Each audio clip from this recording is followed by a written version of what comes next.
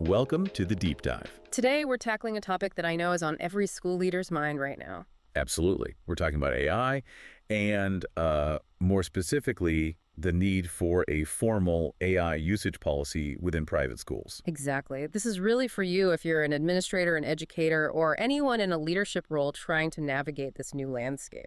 So when we say policy, I think a lot of people's guards immediately go up. They think, this is just a ban in disguise. So that's a very common fear, but no, it is absolutely not a ban. And it's not some super technical handbook either. Okay, so what is it then, really?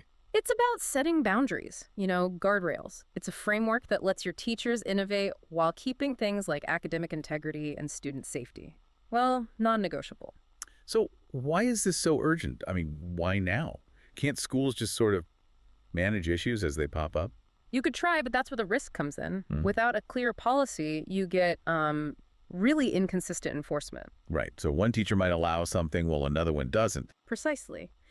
And then students start experimenting without any real guidance, and before you know it, parent trust in your academic standards begins to erode. And that's where leadership can lose its grip, isn't it? Because administrators are the ones ultimately on the hook for those standards and for student records. Exactly right. A defined AI policy actually restores that leadership control.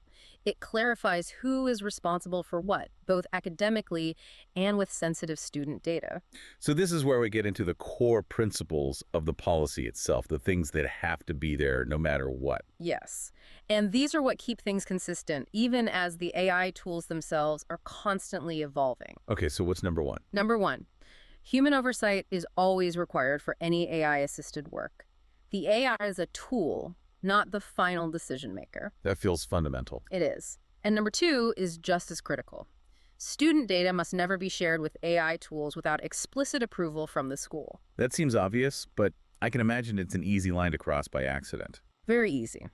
The other principles really support the school's culture. Transparency is expected, so we know when AI is part of the process. Excellent. And of course, that any AI use is age appropriate. And finally, the ultimate foundation, your existing academic integrity standards apply, period. So let's make this practical.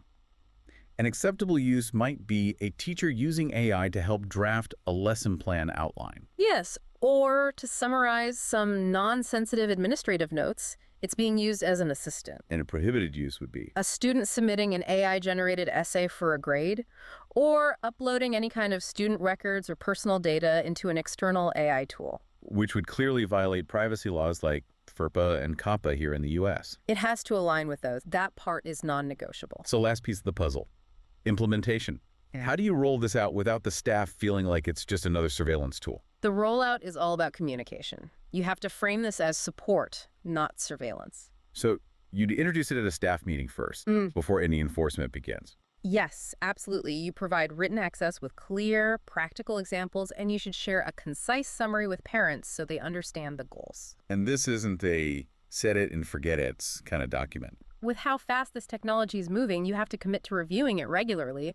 I would recommend at least once a year. So the key takeaway for you listening is that this AI policy is not just more paperwork, it's a leadership instrument. It really is. It protects students, it supports your teachers, and it reassures parents that your school's approach to AI is intentional, ethical, and well-governed. Which leaves school leaders with a really important final thought. It does. Since responsibility for misuse always stays with the human user, the real question for you is, what internal training will you prioritize this year to ensure your staff's professional judgment aligns with these new ethical boundaries? A challenging question and a necessary one.